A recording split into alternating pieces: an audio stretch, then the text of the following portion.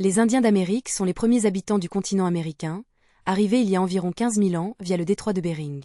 Ces peuples nomades ont traversé un pont terrestre reliant l'Asie à l'Alaska durant la dernière période glaciaire, suivant les troupeaux de mammouths et de bisons.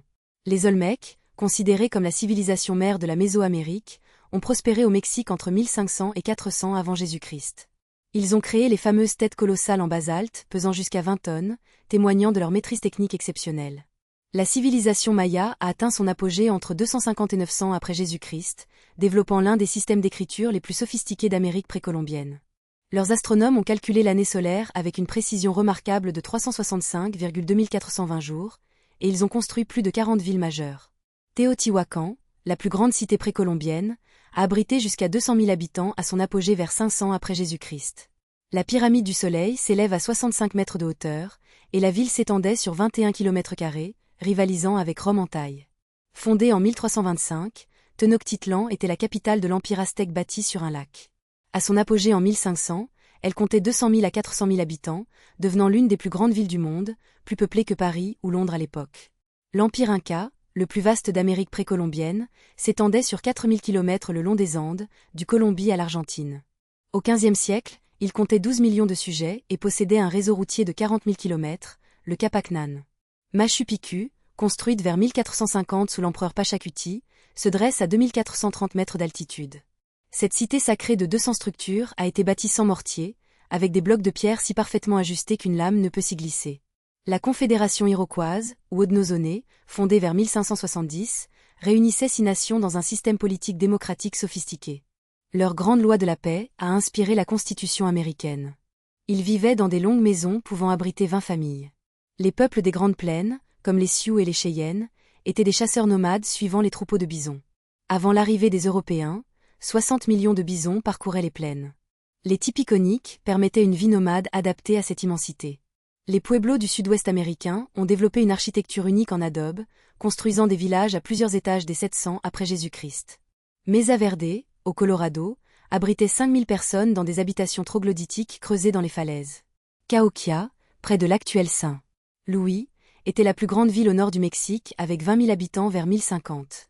Son mont Kmund, construit en terre, reste le plus grand monticule précolombien d'Amérique du Nord, s'élevant à 30 mètres avec une base de 5 hectares. Les peuples amérindiens ont domestiqué plus de 60% des cultures mondiales actuelles. Le maïs, domestiqué au Mexique il y a 9000 ans, est devenu la céréale la plus cultivée au monde. Ils ont également donné au monde la pomme de terre, le cacao, la tomate et le quinoa. L'art amérindien se distingue par sa diversité extraordinaire.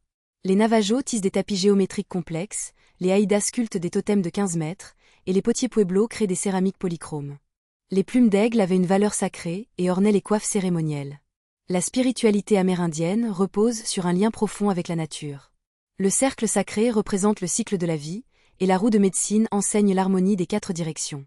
Les danses du soleil et les quêtes de vision étaient des rituels essentiels de connexion spirituelle. Le 12 octobre 1492, Christophe Colomb débarque aux Bahamas, croyant avoir atteint les Indes. Cette rencontre marque le début d'un bouleversement tragique. En 1492, on estime la population amérindienne entre 50 et 100 millions d'habitants sur tout le continent. En 1521, Hernán Cortés conquiert Tenochtitlan avec seulement 600 soldats, exploitant les rivalités entre peuples mésoaméricains. L'empereur aztèque Moctezuma II est capturé, et l'empire s'effondre. Les maladies européennes, notamment la variole, tuent 90% de la population en 50 ans. Francisco Pizarro capture l'empereur inca Atahualpa en 1532 à Cajamarca avec 168 hommes face à 80 000 guerriers. Malgré une rançon d'or remplissant une pièce de 6 mètres, Atahualpa est exécuté en 1533. L'empire inca s'effondre, victime des divisions internes et des épidémies. Les maladies européennes ont causé la plus grande catastrophe démographique de l'histoire humaine. Entre 1492 et 1650, 90% de la population amérindienne a péri. La variole, la rougeole et la grippe ont décimé des millions de personnes sans immunité naturelle contre ces pathogènes. Malgré la colonisation, les peuples amérindiens ont résisté avec courage. Tupac Amaru II a mené une rébellion de 100 000 hommes au Pérou en 1780. Crazy Horse et Sitting Bull ont vaincu le général Custé à Little Bighorn en 1876.